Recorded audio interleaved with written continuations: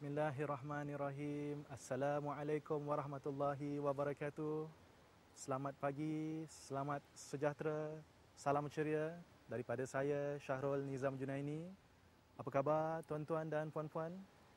Pagi ini kita berbincang tentang tajuk berkaitan dengan karisma. Bagaimana karisma dapat kita bina dalam diri kita. Istilah karisma mungkin berkaitan dengan kehebatan seorang individu, kehebatan luarannya, kehebatan dalamannya. Tetapi bagaimana kita sebagai orang biasa, orang awam, kita juga dapat membina karisma dalam diri kita. Tuan-tuan dan puan-puan yang saya hormati, kalau kita lihat antara pemimpin-pemimpin hebat dunia seperti Winston Churchill, seperti Mahatma Gandhi, mereka memiliki satu karisma yang mana apabila orang lain mendengar sahaja kata-kata daripada mereka, mereka akan berasa seronok, mereka akan berasa terpukau dan mahu mengikuti perintah ataupun arahan daripada mereka. Dan kita juga, tuan-tuan dan puan-puan, boleh mempelajari skill-skill asas ataupun teknik-teknik asas untuk meningkatkan karisma, dan banyak aspek sebenarnya. Karisma daripada segi komunikasi kita, karisma daripada segi bagaimana kita dapat menyampaikan maksud kita secara verbal, secara lisan, dan juga secara bukan lisan. Tuan-tuan dan puan-puan yang saya hormati, kalau kita lihat menurut seorang pemikir barat yang bernama Michael Hart, dalam bukunya berkaitan dengan 100 manusia paling berpengaruh di dunia.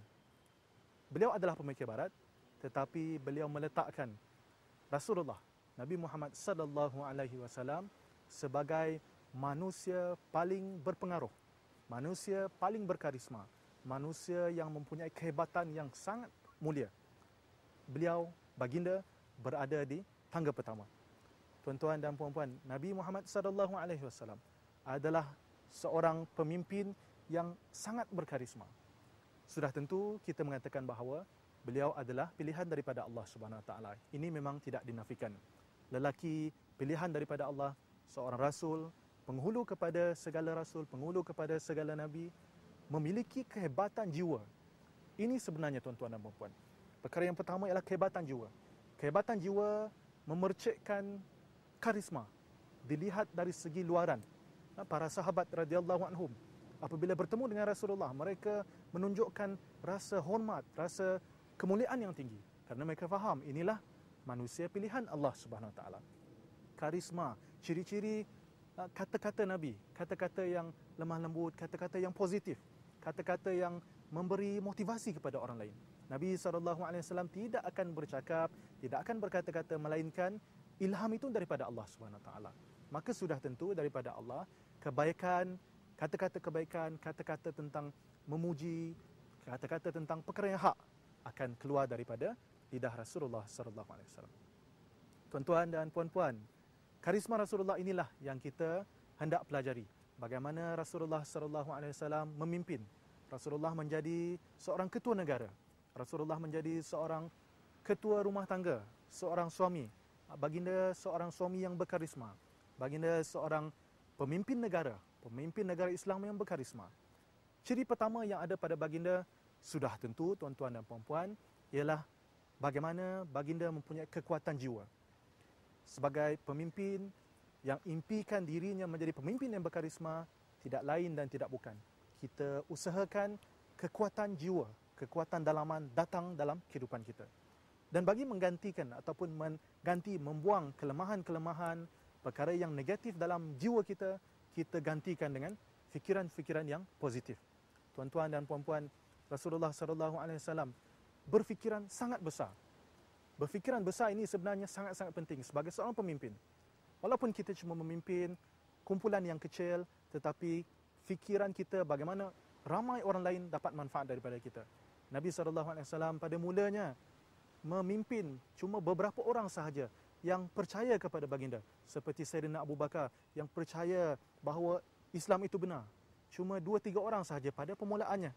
Tetapi baginda berfikiran besar. Jiwa Rasulullah SAW cukup besar. Baginda memikirkan bagaimana seramai mungkin manusia dapat mendengar, dapat memahami, dapat mengetahui kalimah La ilaha illallah Muhammadur Rasulullah. Bagaimana seramai mungkin manusia memahami kepentingan bahawa kehidupan di dunia ini sementara, kehidupan akhirat adalah kekal abadi.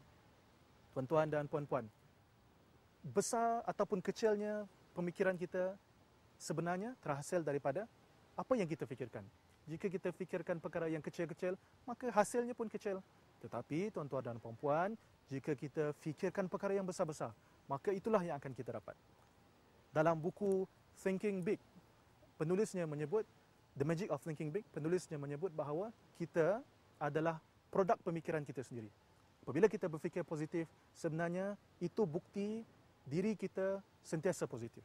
Sebagai pemimpin yang berkarisma, setiap keadaan, suasana di pejabat kita, di rumah kita, di organisasi kita, kita beri suasana yang positif, pemikiran yang positif, bercakap perkara yang positif. Mengapa perlu kita bercakap perkara yang negatif? Tidak perlu.